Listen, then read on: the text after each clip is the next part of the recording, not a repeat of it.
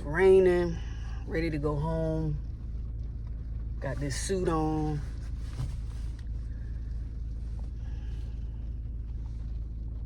I didn't even update y'all on the 30-day journaling shebang. I really been locked in on just figuring stuff out and just taking time for self and spending more time with family, getting out of the house more. You just be working so hard and bills and all of that start consuming you. When you do get that alone time, when you do get time for self, you don't even be want to go nowhere. But I feel like that's the sacrifice we make as well. I'm not saying that self-care isn't important and taking time for self isn't important.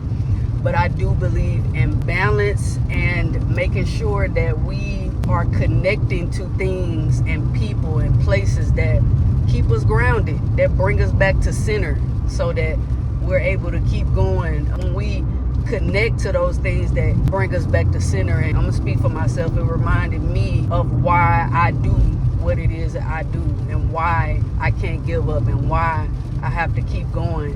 I'm saying not just because of me making sure my livelihood is good, but me really wanting to live the most fulfilled life. And I feel like that's only possible when you're walking in purpose.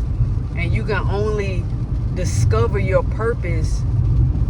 I ain't gonna say only because I don't know. But I do know that one real important way is through your passion. Figuring out what you're passionate about and locking into that. Because that's what's gonna give you the most inspiration to figuring out or getting closer to what your purpose is. So journaling over the last 30 days has helped me do that. I also feel like documenting more, like vlogging more, is another way of journaling. So putting this camera on and talking to y'all and y'all watching me grow and watching the process, watching me figure it out, I feel like we're going to be able to help each other. I'm saying grow together, because that's what life is about. Growing to live and living to grow. That'll be out for you. Yes, ma'am, that'll be it. 10-9 to 3 driving around. Thank you. Thank you so much. You too. Got that package. Now I gotta get back to work. At least make sure I'm in the parking lot, you feel me? But I can always eat my food. That's one of the things that I love about being a truck driver and doing what I do, is it's a little bit more freedom to do things like take my food with me if I don't finish.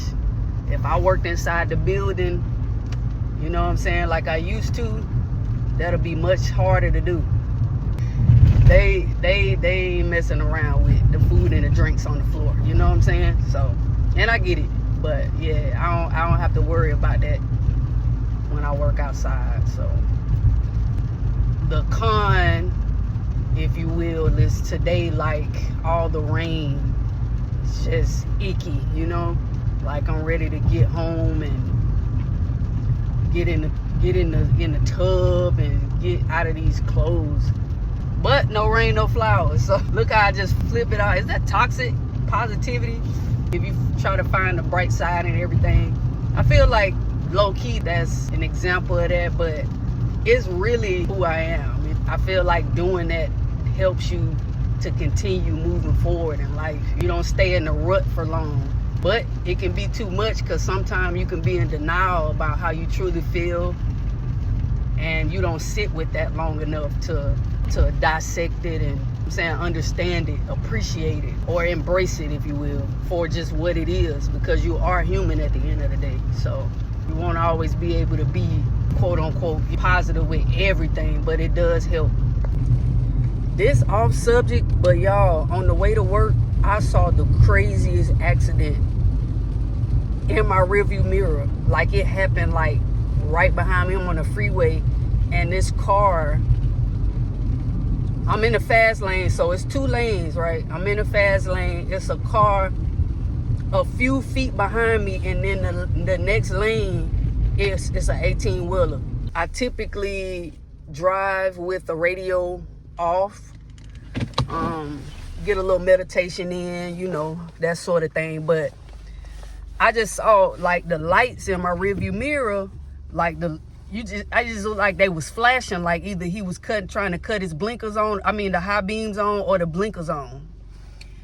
So I looked because it got my attention. Next thing you know, the car like does this and then goes off, hits something, bounces back, the back part of the car into the right lane right in front of the 18-wheeler. He clipped him, and I'm literally like my mouth was open for a good 30 seconds. 30 seconds counting is a little, you know what I'm saying? It's long enough to just be like stuck. And I'm like, I just hope, Lord, I just hope that they okay. The truck ended up cutting his hazard lights on, his blinkers on, and he went over, you know, on the side of the road and parked. But that car, after he clipped him, he went back over into the left lane and in the on the side of the road, well, in the middle, you know what I'm saying, the medium. Man, be careful, y'all. Be careful. I don't know if something went crazy with his car. I don't know if he just wasn't paying attention. It was a little wet this morning. As you can see, it's rainy. I have no idea what happened, but that was like some wild to see, especially at 4:45 in the morning. You know what I'm saying? That was wild. They gotta be replaced with empty trailers. So it's way, oh my God, bro. I was gonna try to edit this, but I ain't gonna hold you. It's 1:30 and we still got 13, man. I got off of lunch at 11:30. 2 hours later, we still grinding. I can't make this up. Still raining. It's 2:30 on my last break. We're down to 3 people for the last 3 hours. Hopefully, it's not as busy as it was, because we literally have not stopped moving since lunch. So I hope the last 3 hours slow down. Typically, people leave a little early. This is our Friday. I'm off tomorrow. So people leave around this time, 2:30, 3:30, you know, leave a couple. Our end of shift time is 5:30. So sometimes people just put like a couple hours of, you know, sick time in, or early out vacation time in, whatever, however they want to do it. And then they'll just cut out. So if they slow down in the building, then we slow down outside, because they not loading up the trucks as fast. And so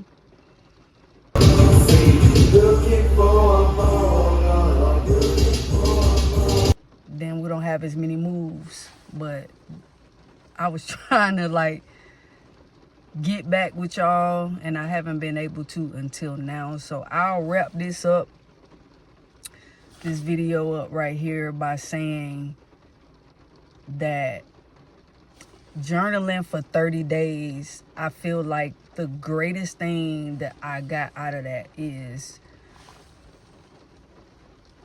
discipline is required for success. And I know we've heard that before, but I haven't understood it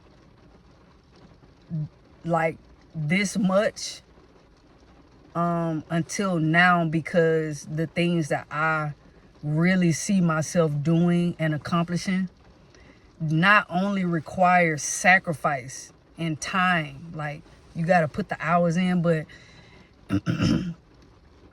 your dream is going to grow you, your character, the way you move, you know what I'm saying, your habits and everything. And posting videos helps keep you accountable. And I think that that's hard, because this is a form of journaling, like I said, and so sometimes people don't really want to face the music. They don't really want to face the reality of what things are. And so this makes it a little harder. But for me, this is helpful. This is almost like a life coach. Like you coaching yourself, up the ladder. And you got your community of people. Shout out to y'all. Shout out to all the new subscribers. You got your community of dope people watching you and